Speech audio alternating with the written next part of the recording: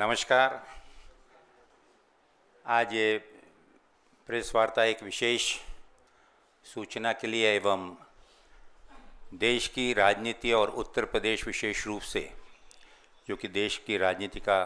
केंद्र बिंदु रहा है, वहाँ पर होने जा रहे 10 उपचुनाव में कांग्रेस की भूमिका को लेकर है। जैसा कि आप सब जानते हैं कि उत्तर प्रदेश में 10 में से 9 सीटों पर उपचुनाव का चुनाव आयोग ने ऐलान कर दिया है और इन 9 सीटों पर आप सबको हम अवगत कराना चाहेंगे कि आज जिस प्रकार से भारतीय जनता पार्टी पिछले 10 सालों से देश में संविधान को कमज़ोर करने के लिए और अपने राजनीतिक स्वार्थों को साधने के लिए एवं आपसी भाईचारे को नष्ट कर समाज को आपस में बांटने का अपना राजनीतिक एजेंडा सुनियोजित तरीके से चला रही है और जिसे पिछले लोकसभा चुनाव में उत्तर प्रदेश की जनता ने एक करारा जवाब देकर उन्हें सचेत किया। आज उन्हीं मूल्यों को लेकर, जिन मूल्यों को लेकर संविधान की रक्षा करने के लिए, संविधान को बचाने के लिए, संविधान को जनता के बीच में उसी सम्मान दिलाने, वही सम्मान को पुनः एक बार स्मरण दिलाने के लिए माननीय राहुल गांधी जी के नेतृत्व में माननीय राहुल गांधी जी देश में घूम घूम कर जिस संविधान का जिक्र करते हुए समाज के हर वर्ग को न्याय दिलाने हेतु, चाहे किसी वर्ग का, हमारे पिछड़े वर्ग के लोग, हमारे पिछड़ी जाति के लोग, अल्पसंख्यक, इनके सम्मान और रक्षा के लिए जिस प्रकार से संविधान को लेकर लोगों में जन जागरण की भावना जागृत करने का प्रयास कर रहे हैं, उसी क्रम में इन्हीं मूल्यों को मद्देनजर रखते हुए एवं इस अवसर पर जब उत्तर प्रदेश में 9 विधानसभा के उपचुनाव होने जा रहे हैं और इन चुनाव की और उत्तर प्रदेश की राजनीतिक परिस्थितियों को लेकर मैं और मेरे साथ उत्तर प्रदेश कांग्रेस कमेटी के अध्यक्ष आदरणीय अजय राय जी, हमारे उत्तर प्रदेश के सभी शीर्ष नेता, सीएलपी के नेता मुन्ना मिश्रा जी, हमारे सभी वहाँ के सांसदगण, वहाँ के वरिष्ठ नेतागण, सभी से चर्चा करने के बाद अखिल भारतीय कांग्रेस कमेटी के अध्यक्ष आदरणीय मल्लिकार्जुन खड़गे जी से राज्य की राजनीतिक घटनाक्रम और जिस प्रकार से उत्तर प्रदेश में एक तनाव की स्थिति प्रशासन के अनदेखी का बहाना बनाकर जो तनाव बढ़ रहा है, इन सभी राजनीतिक पहलुओं पर और साथ ही साथ समाजवादी पार्टी के नेतृत्व के साथ जो हमारी चर्चा हुई, इन सभी विषयों को लेकर उनसे हमने चर्चा की। पार्टी के शीर्ष नेता आदरणीय हमारे शीर्ष नेतृत्व अखिल भारतीय कांग्रेस कमेटी के अध्यक्ष के साथ साथ आदरणीय राहुल गांधी जी, आदरणीय प्रियंका गांधी जी और हमारे जनरल सेक्रेटरी ऑर्गेनाइजेशन वेणुगोपाल जी, इन सब के साथ में गहन चर्चा करने के बाद एक मत बहुत स्पष्ट रूप से निकल के आया कि आज वर्तमान राजनीतिक तनाव, जिस प्रकार से सामाजिक तनाव उत्तर प्रदेश में और पूरे देश में बढ़ रहा है और जिस उद्देश्य को लेकर इंडिया गठबंधन की निर्मित हुई, इंडिया गठबंधन बनाया गया और बहुत ही सफलतापूर्वक एकता का एक उदाहरण देते हुए उत्तर प्रदेश में और पूरे देश में लोकसभा चुनाव जो हमने लड़ा, उसी आधार पर आज प्रश्न अपने संगठन को या अपने पार्टी को बढ़ाने का नहीं है, बल्कि आज समय है हम सबको मिलकर इस संविधान को बचाने का, आपसी भाईचारे को, सौहार्दता को मजबूत करने का और इन उद्देश्यों को लक्ष्य में रखते हुए उत्तर प्रदेश कांग्रेस कमेटी के सम्माननीय अध्यक्ष और वहाँ के सभी वरिष्ठ नेताओं के सुझाव अनुसार आदरणीय कांग्रेस अध्यक्ष से सहमति लेकर हमने निर्णय लिया है कि उत्तर प्रदेश में कांग्रेस पार्टी अपने उम्मीदवार नहीं उतारेगी एवं इंडिया गठबंधन के सभी उम्मीदवारों को एकजुटता के साथ, मजबूती के साथ उनकी विजय के लिए प्रयासरत रहेंगे। मैं आपको बतलाना चाहूँगा कि पिछले दिनों उत्तर प्रदेश कांग्रेस कमेटी के नेतृत्व में उत्तर प्रदेश के इन सभी 10 विधानसभाओं में बहुत ही सफलतापूर्वक संविधान बचाओ संकल्प सम्मेलनों का आयोजन किया गया, जहां पर हजारों की तादाद में वहां के कार्यकर्ता, वहां की जनता और वहां के बुद्धिजीवी वर्ग के लोग उपस्थित रहे। और इस सफलता के बाद एक चीज़ का एहसास हमें हुआ कि आज अगर भारतीय जनता पार्टी को या एनडीए को अगर हमने नहीं रोका तो आने वाले समय में यह संविधान, भाईचारा, आपसी सौहार्दता और भी कमज़ोर हो जाएगी। और इन्हीं चीज़ों को लक्ष्य में रखते हुए, जबकि उत्तर प्रदेश कांग्रेस कमेटी ने इन 10 चुनाव में एक बहुत ही साहसिक शुरुआत करते हुए और लोकसभा चुनाव के नतीजों को मद्देनजर रखते हुए उत्तर प्रदेश के कांग्रेस के कार्यकर्ताओं ने एक संकल्प लिया है कि कोई भी स्थिति में भारतीय जनता पार्टी के उम्मीदवारों को कड़ी शिकस्त हमें देनी है, ताकि आने वाले 2027 के चुनाव पर इसका एक सकारात्मक परिणाम हो और संगठन को मजबूत करते हुए सशक्तिकरण के साथ हम 2027 के तैयारी में और मजबूती के साथ लगें। तो मैं आज यहाँ पर जाहिर रूप से प्रदेश कांग्रेस कमेटी के अध्यक्ष और उनके अनुमोदन अनुसार और आदरणीय कांग्रेस अध्यक्ष के इजाज़त से इस चीज़ की घोषणा करता हूं कि उत्तर प्रदेश में इंडिया गठबंधन के सभी उम्मीदवारों को, जिसमें समाजवादी पार्टी प्रमुख रूप से उनके उम्मीदवार होंगे, और हम एक एक कार्यकर्ता कंधे से कंधा मिलाकर इस चीज़ को आश्वस्त करेगा कि हर बूथ पर कार्यकर्ता पूरी ताकत के साथ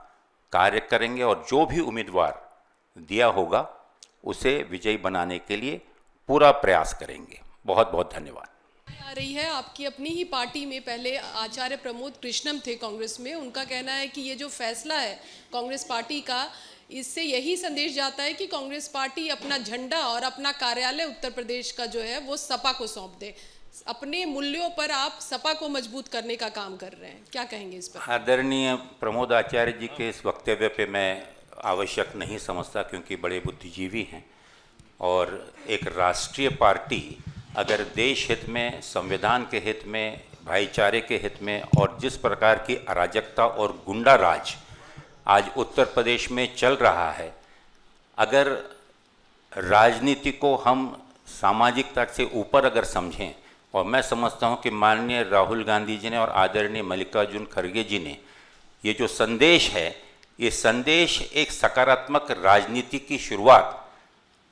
के ओर इशारा करता है, जहां पर राजनीति से उठकर इस देश की एकता, अखंडता, सौहार्दता, संविधान और हमारे हर वर्ग के लोगों का सम्मान,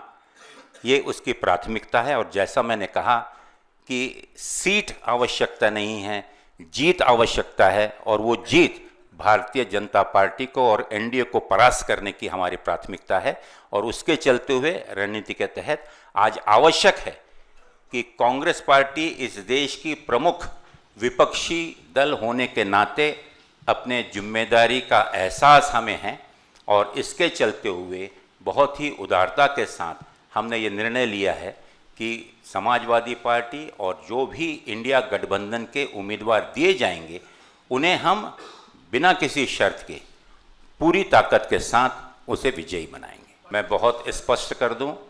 सिंबल भी समाजवादी पार्टी का ही होगा, और या घटक दल, इंडिया गठबंधन के जो घटक दल अगर कोई होंगे उनका होगा, और उम्मीदवार भी उनके होंगे। ना ही कांग्रेस पार्टी का कोई उम्मीदवार होगा और ना ही कांग्रेस पार्टी किसी दूसरे सिंबल पे लड़ने जा रही है। बिना किसी शर्त के हमने समाज के हित में एक सकारात्मक मजबूत राजनीति के चलते हुए माननीय राहुल गांधी जी और आदरणीय मल्लिकार्जुन खड़गे जी और हमारी नेता आदरणीय प्रियंका गांधी जी के निर्देशानुसार और जिस भावनाओं के चलते हुए पिछले दिनों 10,700 किलोमीटर से भी ज़्यादा की यात्रा इस देश को जोड़ने और लोगों के बीच एक प्रेम का संदेश देने का जो त्याग तपस्या आदरणीय राहुल गांधी जी ने की, वो सिर्फ शाब्दिक रूप से नहीं, उन्होंने कर दिखलाई। और आज इस निर्णय के साथ मैं गर्व के साथ कह सकता हूं कि आज कांग्रेस पार्टी देश के प्रति जो उसकी जिम्मेदारी है, एक प्रमुख विपक्षी दल के तौर पर जो जिम्मेदारी है, उसका निर्वहन कर रही है। सर अजय जी, अजय राय जी से सवाल है और सर आपसे भी। अजय जी, अभी आप वाराणसी में प्रधानमंत्री नरेंद्र मोदी के खिलाफ चुनाव लड़े थे। नीरज हूँ न्यूज़ 18 इंडिया से। तो उनकी मार्जिन को कम कर दिया था और आप लोगों ने अपने गठबंधन और कांग्रेस पार्टी की मजबूती का ढिंढोरा भी बहुत पीटा था। मेरा सवाल यह कि क्या संगठन में इतनी ताकत नहीं कि 2 ही सीटों पे लड़ते, और जो संविधान बचाने की लड़ाई की बात आप लोग कर रहे हैं, वो 2 सीटों पे भी संविधान बचाने की लड़ाई लड़ते अपने संगठन के लिए? ये सवाल आपसे भी और सर आपसे भी। अभी माननीय हमारे प्रभारी महोदय जी ने बहुत विस्तार से आपसे बातें बताई हैं। निश्चित तौर से मजबूती से ये गठबंधन मजबूती के साथ खड़ा है, और निश्चित तौर से बनारस के अंदर की जो आप बात करते हैं, वो 6 राउंड मोदी जी पीछे रहे हैं। 6 राउंड वहाँ पर मजबूती के साथ आगे रहा ये गठबंधन कांग्रेस पार्टी। हम सब लोग एकजुट हैं, और जो आज स्थिति प्रदेश की है, उस प्रदेश की स्थिति को ध्यान में रखते हुए निर्णय लिया गया है। धन्यवाद। सर वन क्वेश्चन फ्रॉम है सर, इसी में कंटिन्यू करना है।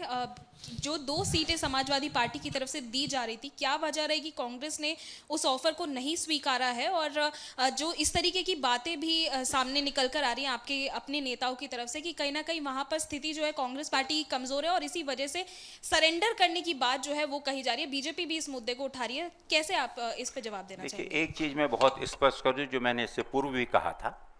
कि बात 2 सीटों की और 4 सीटों की नहीं है। बात इस चीज़ की है कि अगर हमारे कॉमन लक्ष्य को लेकर इंडिया गठबंधन का अस्तित्व जिस उद्देश्य को लेकर आया, और वहाँ पर अगर 2 सीटों में या 4 सीटों में जो चर्चा हमारी हुई, निश्चित रूप से एक राजनीतिक दल होने के नाते एक सम्मानजनक समझौता हम करना चाहते हैं, और इसके चलते हुए हमें बेहतर महसूस हुआ कि 2 सीटों पर भी अगर हमारी ताकत बढ़ती है और अगर हम सब मिलकर एकजुटता के साथ लड़ें, तो इन 9 की 9 सीटों पर हम एक अवसर दें और एकजुटता के साथ में पूरे देश को एक संदेश दें कि कांग्रेस पार्टी, माननीय राहुल गांधी जी, आदरणीय मल्लिकार्जुन खड़गे जी इस चीज़ को लेकर गंभीर हैं कि आज वर्तमान राजनीतिक स्थितियों को देखकर बात आपस में लड़ने की नहीं है, ना ही बंटवारे की है, बात ना ही किसी सीट की है, लेकिन जीत की है उन ताकतों के विरोध में जो ताकतें इस देश के संविधान को, इस देश के भाईचारे को, इस देश की सौहार्दता को कमजोर करना चाहती। अजय राय जी, पहले जब बात चल रही थी समाजवादी पार्टी से, तो सीटों को लेकर नेगोशिएशन चल रहा था, तो आखिरी में तो समाजवादी पार्टी आपको फूलपुर सीट देने को तैयार भी हो गई थी, और शायद आप ही के लड़ने की बात चल रही थी। बहुत तेज़ी से इस बात की खबर उड़ी, तो आप मुस्कुरा भी रहे हैं, तो इसमें कितनी सच्चाई है? और अब आप नहीं लड़ रहे हैं चुनाव, तो आपने तो मतलब एक तरीके से वॉक ओवर ही दे दिया। कांग्रेस का कैडर पे गलत मैसेज जाएगा, कहीं पे भी वो एक्टिव नहीं रहेगा। नहीं, पूरी ताकत के साथ पूरा कैडर इकट्ठा है, एकजुट है, और हमने प्रभारी जी ने जो बात कही कि पूरे इस देश में संदेश देने के लिए, प्रदेश में एकजुटता के लिए, जो प्रदेश में जो अत्याचार अन्याय हो रहा है, जिस तरीके से माननीय सर्वोच्च न्यायालय के आदेशों को दरकिनार करके ज़बरदस्ती बुलडोजर चलाने की बात उत्तर प्रदेश सरकार कर रही है, निश्चित तौर से इन सब चीज़ों का जवाब देने के लिए कांग्रेस ने निर्णय लिया है, और कांग्रेस मजबूती के साथ इसको निश्चित तौर से इनके साथ खड़ी है। फूलपुर की जो बात आप करें वो निरर्थक है। जो कोई बनारस, जो मोदी जी 6 राउंड पिछड़ गए, तो आप समझ सकते हो बनारस हमारा घर है, हमारी धरती है, बनारस हम थोड़ी छोड़ेंगे। सर, एक लंबी भूमिका आपने बनाई, जो असली ऐलान था उससे पहले बहुत लंबी भूमिका बनाई आपने, और तनाव का जिक्र किया, सरकार बुलडोजर का जिक्र किया। ये जो 9 सीटों पर अभी और कुल मिला के 10 सीटों पर जो उपचुनाव होना है यूपी में, इससे योगी सरकार की सेहत पे कोई असर, कम से कम सरकार के परिवर्तन का कोई ऐसा सवाल नहीं उठ रहा है। तो ये जो आप तमाम दलीलें दे रहे हैं, संविधान की बात और तनाव की बात,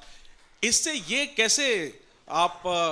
जस्टिफाई कर रहे हैं कि कांग्रेस ने वॉक ओवर दे दिया और एक भी सीट पर चुनाव नहीं उतरी? क्योंकि जो हम इसका जवाब नहीं आया है सर अभी तक आप दोनों की तरफ से कि कांग्रेस ने आखिर क्यों मैदान छोड़ा, क्यों सरेंडर किया, उसका असली कारण क्या? क्या ये समाजवादी पार्टी को आप आंख दिखा रहे हैं कि लोकसभा में जो दलित वोट मिला वो कांग्रेस की वजह से मिला, कांग्रेस के बिना दलित वोट लेकर दिखाओ? क्या ये मैसेज है असली? आपके इस प्रश्न में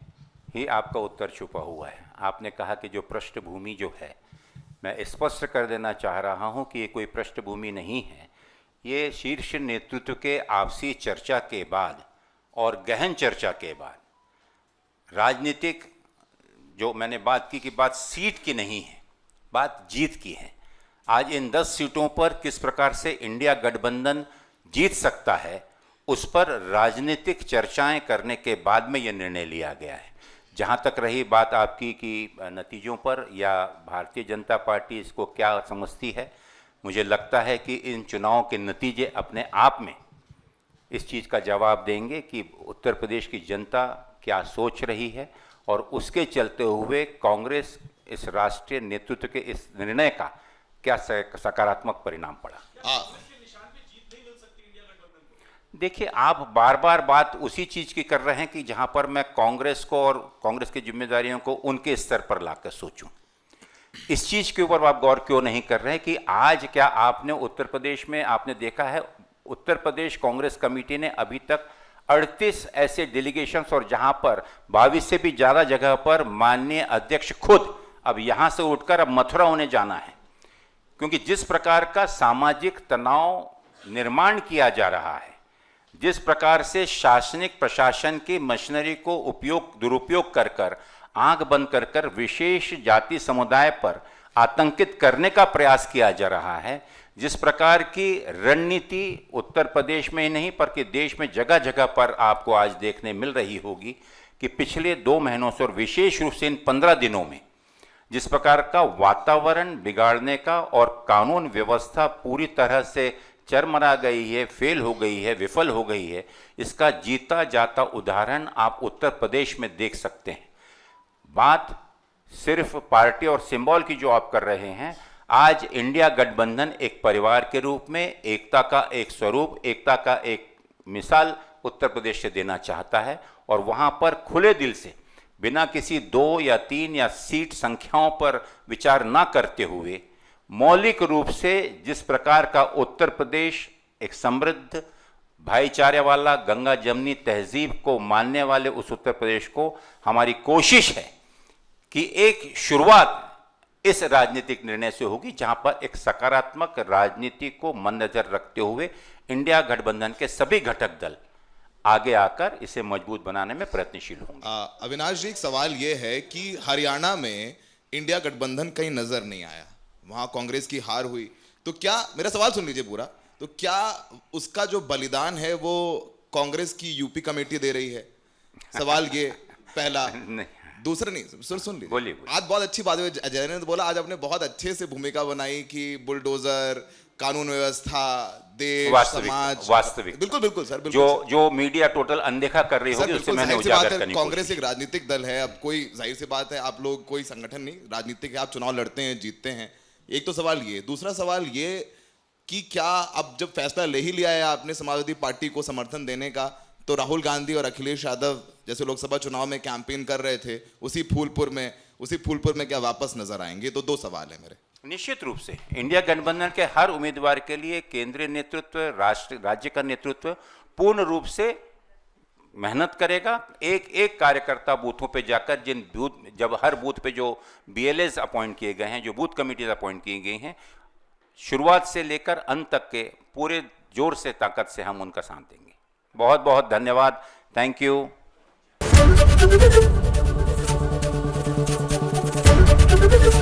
ABP गंगा, खबर आपकी, जुबान आपकी।